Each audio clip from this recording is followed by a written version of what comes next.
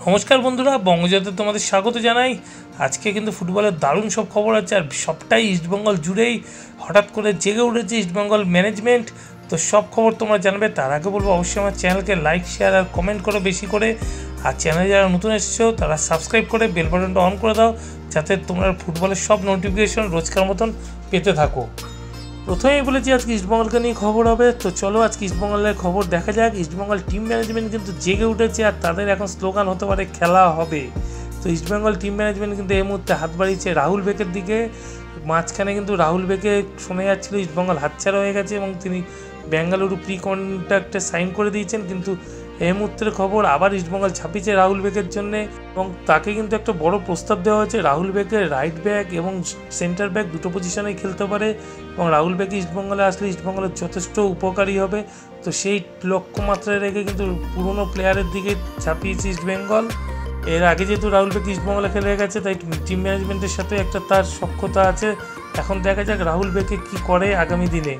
অপরদিকে হুগো মোমোসকে কিন্তু আজ মোহনবাগান রিলিজ করে দিল ফাইনালি। তো তিনি এখন ফ্রি ফুটবলার, আর এরই ফাঁকে ইস্টবেঙ্গল কিন্তু তাকে আজ প্রস্তাব পাঠিয়েছে। এছাড়া হুগো মোমোসের কাছে বেঙ্গালুরু এফসি এবং উড়িষ্যা এফসিরও প্রস্তাব আছে। অপরদিকে ইস্টবেঙ্গল থেকে প্রস্তাব পাঠানো কিন্তু খেলা জমে গেছে। এখন দেখা হুগো মোমোস কি আগামী দিনে ইস্টবেঙ্গলে আসে কিনা।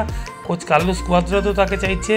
এখন হুগো মোমোসের জন্য কয়েকটা দিন কিন্তু অপেক্ষা করতে হবে। আর হুগো মোমোস যদি ইস্টবেঙ্গলে আসে, তো আগামী দিনে কিন্তু ইস্টবেঙ্গলের টিম দুর্দান্ত হতে চলেছে এফসি কাপের জন্য। আর তোমরাও মতামত জানো ইস্টবেঙ্গল হুগো মোমোস এলে সেটা ভালো হবে কি না। হুগো মোমোসের পর কিন্তু আপডেট আছে রয় কৃষ্ণার জন্য, এবং রয় কৃষ্ণার সাথে কিন্তু ইস্টবেঙ্গল এই মুহূর্তে কথাবার্তা শুরু করেছে, এবং এখন পর্যন্ত যার কথাবার্তা অনেকটাই যথেষ্ট ভালো এবং ফলপ্রসূ কথাবার্তা হয়েছে।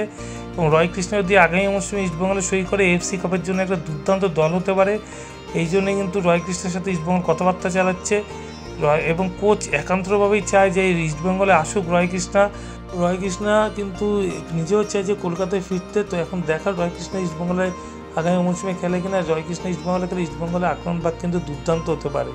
আর আজকে শেষ খবর যাকে নিয়ে, তিনি হলেন গ্রিক স্ট্রাইকার দিমিত্রিও দিয়ামান্তিকস, এবং এই মুহূর্তে যা খবর তার সাথে কিন্তু ইস্টবেঙ্গলের চুক্তি ফাইনাল হয়ে গেছে, এবং সেটা 100% শিওর। এবং সেটা আমি গ্যারান্টি সহকারে বলতে পারি যে আগামী মরশুম মানে 2024-25 মরশুমে ইস্টবেঙ্গলের খেলতে চলেছে দিয়ামান্তিকস। এটা একেবারে ফাইনাল। দুর্দান্ত একজন ফরওয়ার্ড কিন্তু ইস্টবেঙ্গল চুক্তিপত্রে সই করে নিয়েছে, এবং আগামী মরশুমে দিয়ামান্তিকসকে ইস্টবেঙ্গল দলে খেলতে দেখা যাবে। অনেক দিন বাদে একজন দুর্দান্ত স্ট্রাইকার কিন্তু ইস্টবেঙ্গল সই করলে এটা একদম ফাইনাল। ইস্টবেঙ্গল সমর্থকরা নিশ্চিত মনে ঘুমাতে যেতে পারো, এটা আমি গ্যারান্টি দিয়ে বলছি। দিয়ামান্তিকস ইস্টবেঙ্গলে সই করে ফেলেছে, এবং আগামী মরশুমে দিয়ামান্তিকস ইস্টবেঙ্গলের হয়েই খেলবে।